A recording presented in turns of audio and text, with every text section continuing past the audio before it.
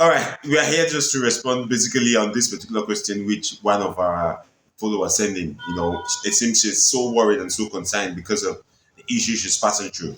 I'll tell you, yeah, there's a lot going on, and then the emotional imbalance right now it's so high, and we are advising everyone to remain within the ambit of the law. Don't take laws into your hand. I know you might be pissed off, but every situation is not permanent, and you need to understand that any situation that is not permanent, which means whatever has a beginning has an end. All right, we'll go straight to say her question to us. Now, our advice to you, there's a lot of things in which we've been pointed legally, which if you go ahead, they'll be wrong and definitely you'll be punished. You understand? It makes no sense. You that seem to be offended right now by the lady who must have sent you that particular picture. Now you are being caught up by the habit of law. This is our advice. This is how you can tackle this particular matter. Now, you see, when it comes to cheating, now section 387 and section 388 of the Penal Code Law of the Northern Nigeria provides for this particular issue you are having, but the Criminal Code Law does not provide for any of this. So you need to be very conscious. If you are in the north, go ahead.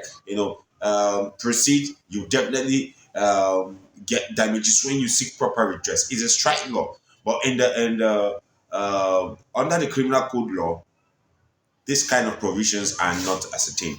Now, you see, from her own question, she says, "My man." Now, there's a difference between when you are married and when you are not married. So, when you are courting, you cannot seek redress except there is a promise to marry. Then you have to come to law with something. There must be an evidence to show why you want to pursue this particular matter. But if there's no promise to marry and you are courting, then you're just doing your thing. But if you're married, then definitely you have a point, and then you can seek redress in court. So I want you to understand this. So your basic solution now on how to tackle this is simple. Sit down when you get back home. Take a cold glass of water. Invite your man. Respectfully, politely. You both should talk like adults. The way you both started a relationship, that's the way you need to talk right now. You talk to him. What's going on?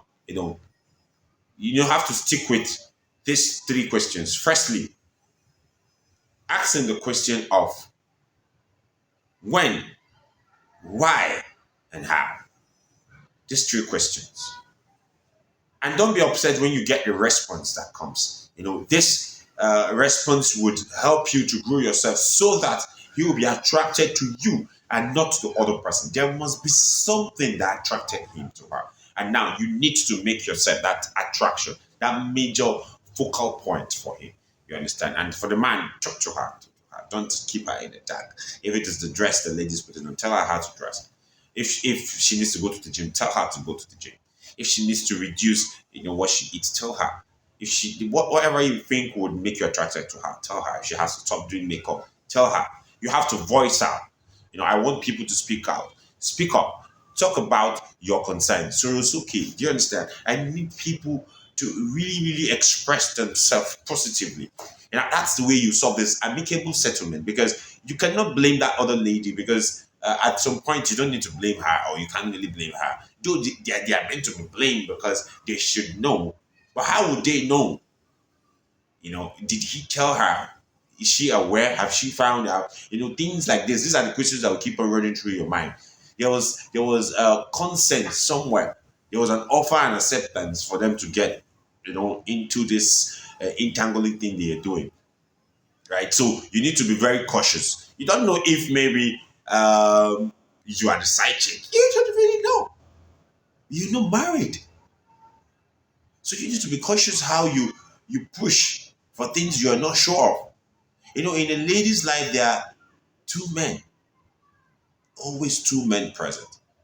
That man in which that girl is deceiving, and that man who is deceiving the girl. Have you asked yourself, which are you? Now, that is the first thing. Remember, solution to this your issue. We are just trying to break it down, no emotional feelings attached. We are saying the way you can solve this if you are not married to him is for you to have a amicable settlement. Sit down like adults, as mature people, ask this question. When you're asking these questions, apply the three T's. your what? Your talent, your time, and your treasure. Apply them vividly with no emotions attached. You should be able to accept whatever comes with an open arms. All right, I think you have been able to understand that first part of your own question on what you need to do concerning this. If you're not, all right, so go ahead to proceed, to execute and as well bring into law section 387 and section 388 of the penal code law. But if you're in a state where the criminal code law governs you, then it's otherwise. Now, for you who is saying you need to post this lady's picture on the comment section, now this is what you need to know. You see, this is what they call secret photography. Secret photography, has to do with when you take a picture of someone on video without the consent of that particular person. And when you don't seek consent in law, it's punishable. It's an offense. There must be acceptance. Without acceptance, then the law frowns at it. You must know this. And when something is an offense, which means that thing is what? Punishable. Now, we don't advise you to indulge in this because we are so concerned about your well-being. So you shouldn't be concerned about your freedom. Yeah, these things are so paramount. If you want to share any picture, even if you still want to share her picture, you need to seek the consent of the original creator. You need to seek her consent. Consent is so vivid. It's so vivid right now, especially in this digital age in which we are content creators. I need you guys to gather here. A lot of people share videos, content without getting the approval or the consent of the creator. And you don't even give the creator a credit. If you must post it, seek the consent and you must give credit to the original creator. Otherwise, it's a punishable offense. Piracy will come in. Copyright will come in. There's a lot of things you can be, sued for, and damages will be sorted out. You need to understand that whether the picture violates the person's photo subject privacy rights. These things are so important. Have you asked yourself that question? Does it violate the person's, privacy rights? Now, if you don't ask yourself those sensitive questions, how would you be able to vividly get a reasonable answer?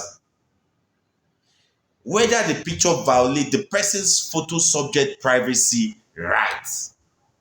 Ask that question. If it does, you do what? Leave it.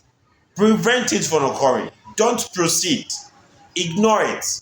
Let go. Sometimes in life, if you let go, it's easier. It's safer. Because when you pursue some particular agenda, which are negative, you get shot at the leg. Now, you need to go ahead to ask yourself more sensitive questions concerning all these particular issues in which you have sent to us. It's good you have sent them to us, and it is our duty for us to be able to guide you. Now, where the photo was taken matters. When you want to post a picture online, where the photo was taken matters. Content creator. The more the public, the lesser the person's rights when it comes to REP. Understand these things. If the photo is more private, the more the right. But if it is more public, the lesser the right of REP. Let us gather here and understand what I am saying. These words are not just for me or just for this person who's sending these questions, for all of us. A lot of people have been going through a lot of copyright, violation policies and all that, and you don't know why, and you don't know the solution. This is your solution right now. Listen and get it. You see, when you post something online, these things are being sent to a server that you don't have control over. It can be shared by your friends, your followers, your subscribers. It will be edited, manipulated, reposted. And don't be surprised, these people do not have same privacy settings or policy as you are. Do you know where this picture will get through? Do you know what it will be used for? Do you know if it will be used for a crime? And all you don't know. So why would you want to soil your hands when you have a good case? Now, you must have heard everything we have said. These things is what the law provides. And we want you to remember, if you're in the north, 387, 388 penal code law.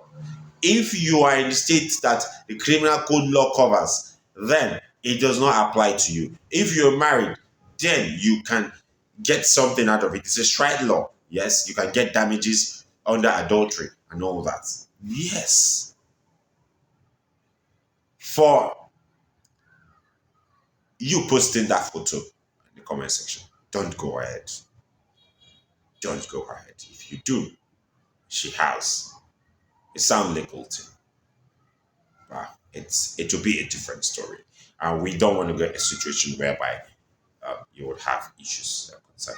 But we appreciate your trust in us, and we appreciate your good concern, and we appreciate all those who have been able to listen, from the scratch to the end of this video, and we appreciate all those who have been able to pinpoint and pick out the most sensitive aspect of this our video and this our explanation, and we want you to apply them. Remember, ignorance of the law is not an excuse. Your law and right are so paramount to the human existence. All right, we wish you a sound day, and we want you to continue following us, and we advise you to continue sending in your questions, and we would give you more reasonable, critical advices.